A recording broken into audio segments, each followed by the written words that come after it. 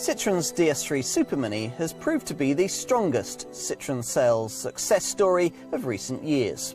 Now it's been lightly refreshed with more efficient Euro 6 compliant engines, smart new lights on selected versions and some extra high-tech equipment options. Otherwise the recipe is much as before, with a three-door only range of hardtop or cabrio models, striking practical design both inside and out, a range of proven engines and a huge variety of personalisation options.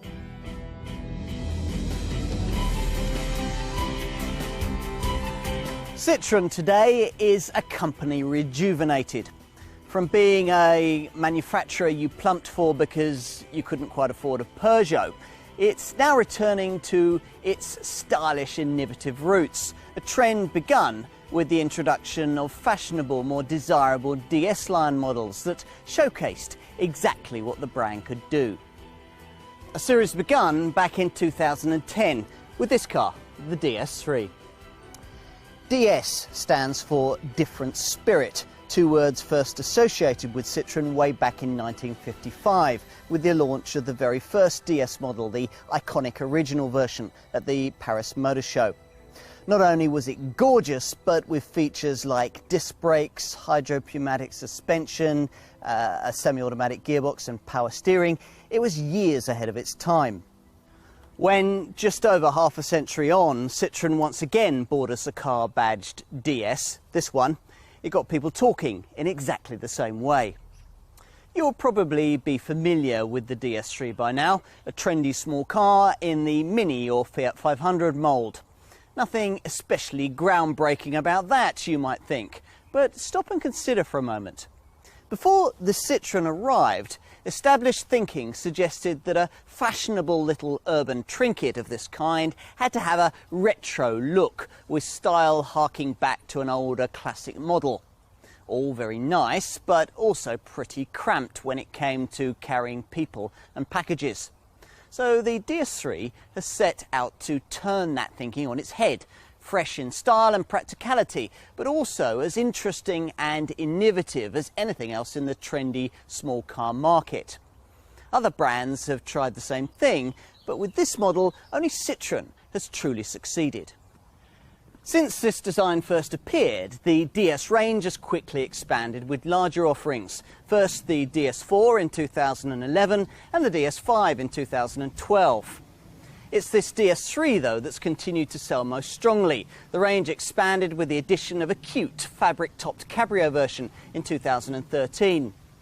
In 2014 though, the model faced its toughest challenge yet, with the introduction of an all-new version of its closest rival, BMW's Mini. At the same time, substantially revised versions of two of its other close competitors, Fiat's 500 and Alfa Romeo's Mito, also hit the market. Citroen's response was to smarten the looks, add some clever high-tech equipment options, and add a couple of highly efficient diesel engine alternatives. Will it all be enough? Let's find out.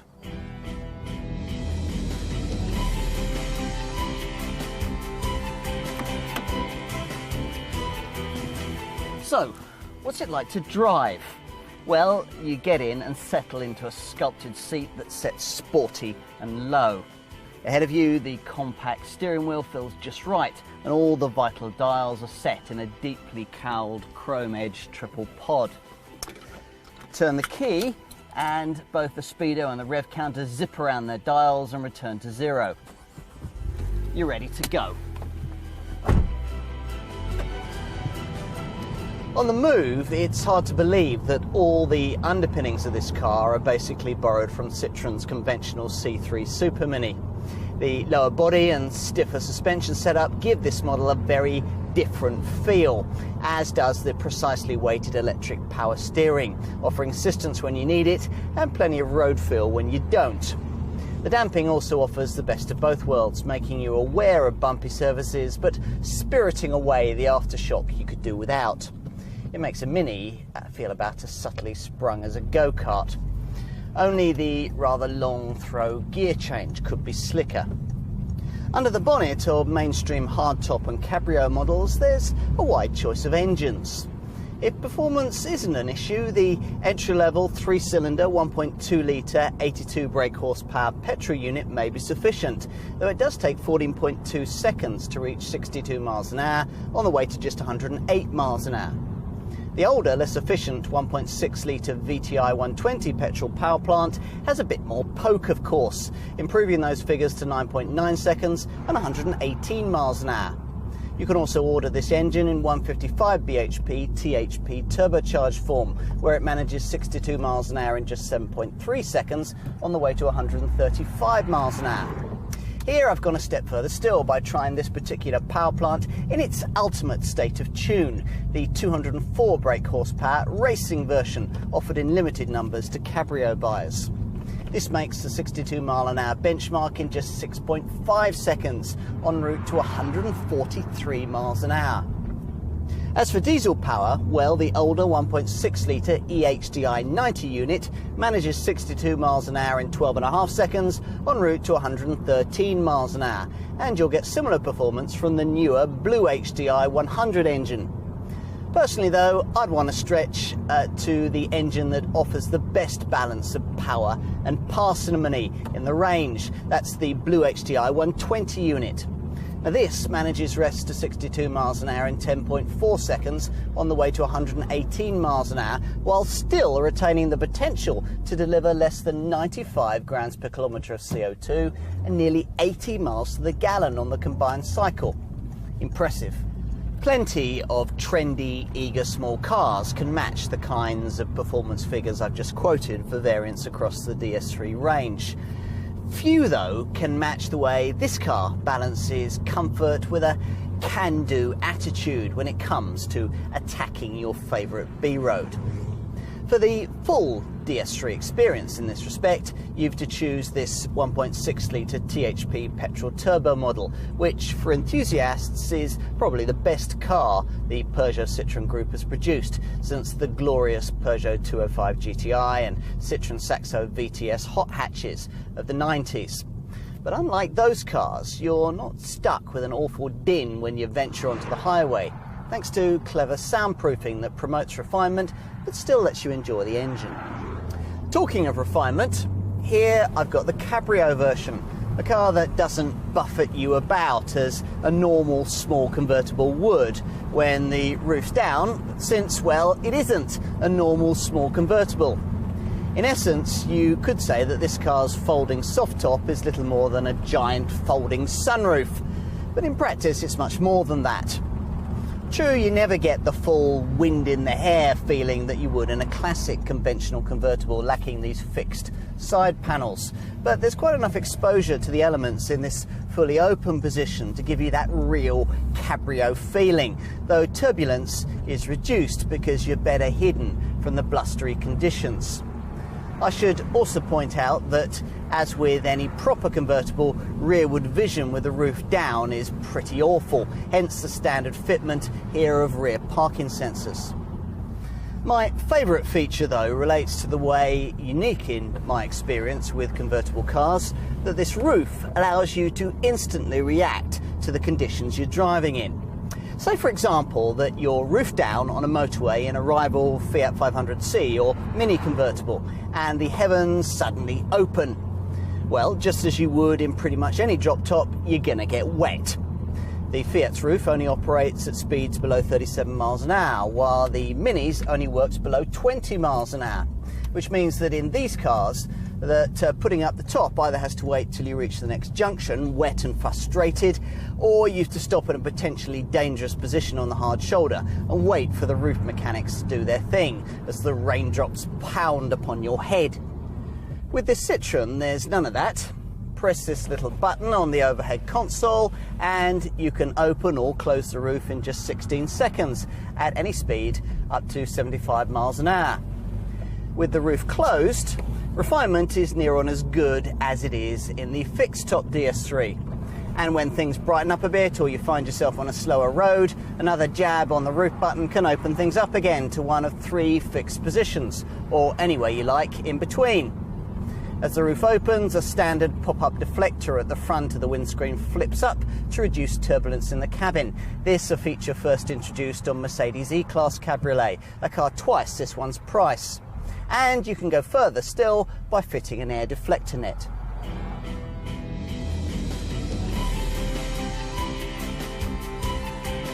To the uninitiated, the DS3 is still quite a sight. The basic shape of the car is traditional supermini with gentle curves marking its extremities and the wheels pushed out to the corners, producing a squat, purposeful stance. The real drama, though, is in the detail.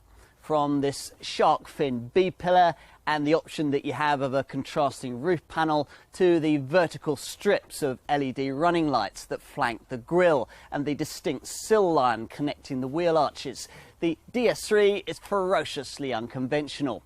It has the look of a concept car, but Citroen has built it and you can buy it. With this updated version, buyers of D-Sport variants get even trendier LED xenon headlamps at the front with smart sequential indicators that are more efficient too. Like a Mini, there's endless possibilities for personalisation. Even your key is matched to the paintwork, and there's plenty of scope for your car to look as stunning or as stunningly bad as you like. Take the roof. On fixed top versions it can be ordered not only with a contrasting colour but also with decals, leopard print and polka dots for example.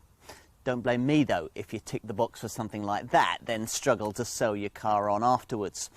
If you go for a cabrio model like the one I have here, there are three different roof designs. The standard black, moon dust grey, which features the DS logo, and so-called infinite blue with fabric that weaves different coloured threads of blue and violet, each reacting differently to the light. Talking of the cabrio version, well, at first glance you'd be forgiven for not realising this to be a soft top variant at all. After all, the profile of this model is identical to that of its fixed top counterpart, the fabric opening section limited to the very top of the car.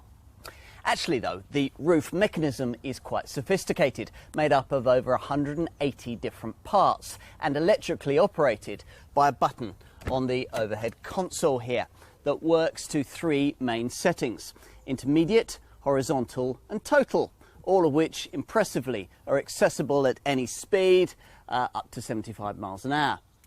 Now, prodding the button once will slide the canvas back so that it concertinas like a busker's accordion above a rear screen that, if you continue to press the button, will hinge forward to lie on the parcel shelf before the folded canvas sandwich motors back to take its place. As with the folding tops provided by most rivals, you'll find that when retracted, this one almost totally blocks your rearward vision, hence the standard parking sensors. The roof acrobatics take only 16 seconds from start to finish, and when the whole thing's open, there's a pop-up wind deflector that springs out of the roof rail to quell the worst of the turbulence. Of course, when you do have the roof down, you don't want it to take up so much space at the back that there's no room for people or packages. In this DS3, it doesn't. Take rear cargo space, accessible via a cantilevered boot lid that rises neatly outwards and upwards in a circular motion that means you can open it even when parked close to obstructions. It's unfortunate that once it is open, the aperture available is pretty small, though actually the capacity on offer is greater than it first appears, 245 litres in all, just 40 litres less than you get in the ordinary hatch version. That's 30% more than you'd get in a rival Fiat 500c and twice as much as you'd find on a rival mini convertible.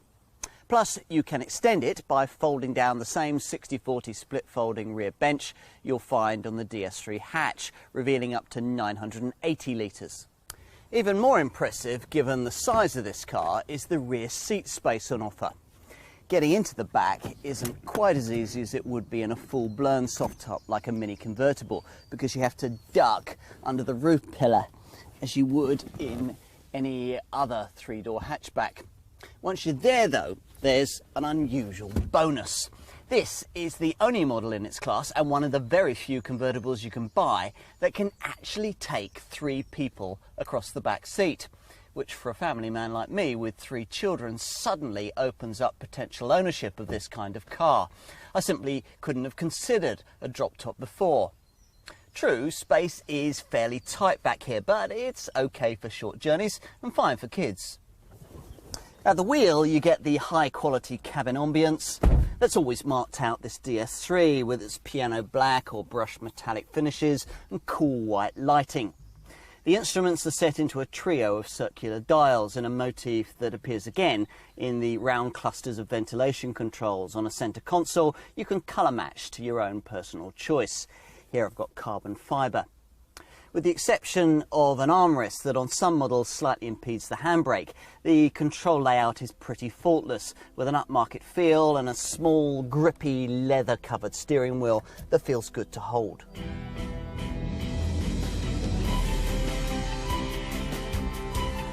The DS3 comes only in 3-door form, but does offer a choice of either conventional hatchback or cabrio body styles. Prices for mainstream models range primarily in the £13,000 to £25,000 bracket, and there's a premium of around £2,500 to pay if you want the cabrio version I have here rather than the fixed top model. Though it's possible to buy an entry-level DS3 for a lot less than you'd pay for a basic Mini. Further up the range, this Citroen is pitched slightly above its closest rival, reflecting, so the French brand claims, its extra space and equipment. Potential buyers might also note that it costs a little more than the other trendy urban scoot that comes to mind in this segment, Fiat's 500, but that's a smaller, less mature feeling car. Perhaps Alfa Romeo's Mito is a closer match, mainstream versions of which cost the same kind of money as we're talking about here. Whichever DS3 model you choose, the 3-cylinder VTI 82 petrol, the 1.6 litre 120 or 155 petrol variants, the eHDI 90 diesel, or the blue HDI 100 or 120 diesels, you should find your car to be decently equipped. Though there's an almost endless options list, all models do come as standard with features like front fog lights, 3D LED rear lights, sport suspension, electric front windows, cruise control with a built-in speed limiter to keep your licence safe in 30-mile-an-hour zones, a multifunction trip computer, a height and reach adjustable leather-covered steering wheel, a 6-speaker CD stereo with steering wheel controls, and a height adjustable driver's seat. Most variants also deliver air conditioning and a scented air freshener, but it's a bit disappointing that an anti-theft alarm is standard only towards the top of the range. Options include the MyWay satellite navigation system and a classy upgraded hi-fi stereo system with a subwoofer in the boot.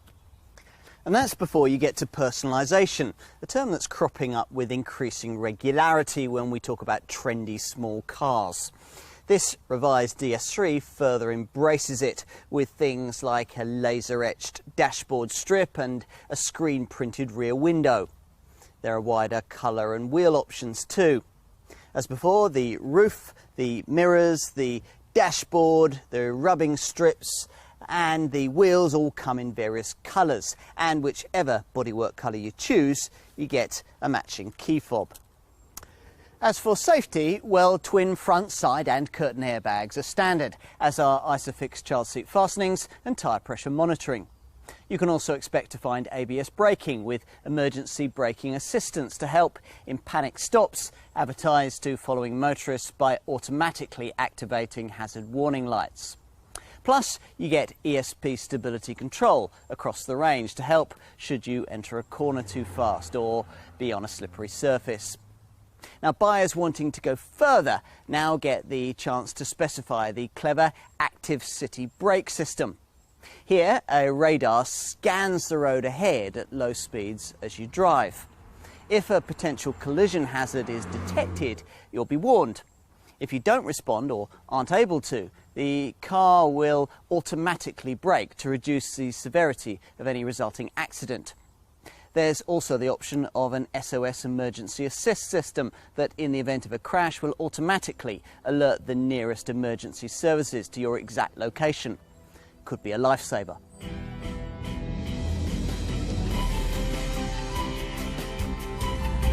The revised DS3 models get the option of more efficient Euro 6 compliant diesel and petrol engines, with diesel drivers given the choice of Blue HDI 120 and Blue HDI 100 units, both engines offering more power and lower emissions. Thanks to the use of leading-edge technology including SCR, that's selective catalytic reduction, NOx emissions are cut by 90%, while CO2 emissions are cut by up to 4%.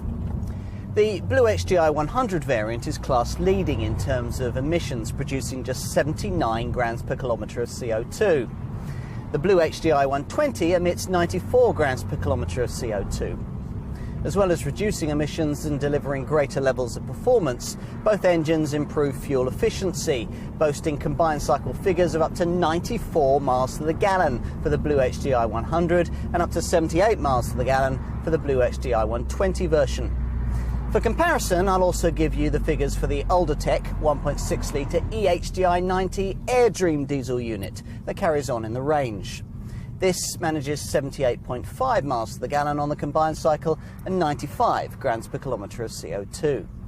Citroen has also developed a Euro 6 compliant entry-level petrol variant, the PureTech EVTI 82 ETG.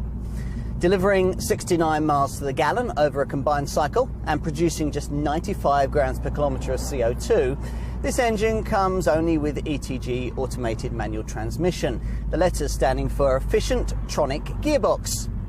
This 5-speed box features a creep function and optimised software mapping, which adjusts power delivery for smoother starts and a better driving experience. With a normal manual gearbox fitted, the VTI petrol model in 82 bhp form manages 62.8 miles to the gallon on the combined cycle and 104 grams per kilometre of CO2. Go for one of the older tech 1.6 litre petrol engines and you'll have to put up with much higher running costs to go with the extra performance that they provide. The VTI 120 unit manages 50.4 miles to the gallon and 129 grams per kilometre, figures that deteriorate only marginally if you choose this engine in 155 brake horsepower turbocharged guise. Here you can expect 48.7 miles to the gallon and 135 grams per kilometre. To help you get somewhere near to these quoted figures on a regular basis, there's a gear shift indicator that prompts you to change gear at the opportune moment for greater efficiency. And insurance? Well, to give you an idea, base your calculations on groups 9 to 10 for VTI 82 petrol variants, groups 16 to 18 for the VTI 120 petrol, groups 16 to 23 for an eHDI diesel, and groups 22 to 23 for the THP 155 turbo petrol variant. Residual values, meanwhile, should be stronger than mainstream Citroen models.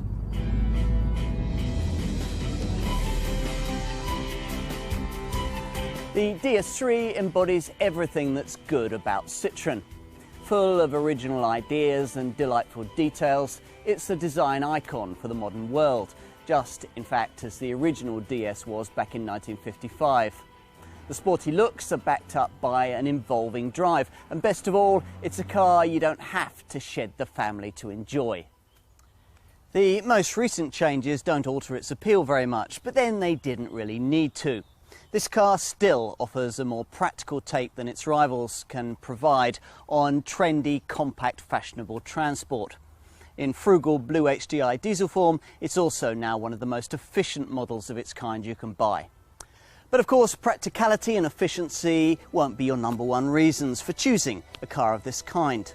Such a purchase has to make you feel special, has to make a statement of intent. And this DS3 can still do that, even well into its first generation life cycle. It's very individual, very chic, and most importantly, very Citroen.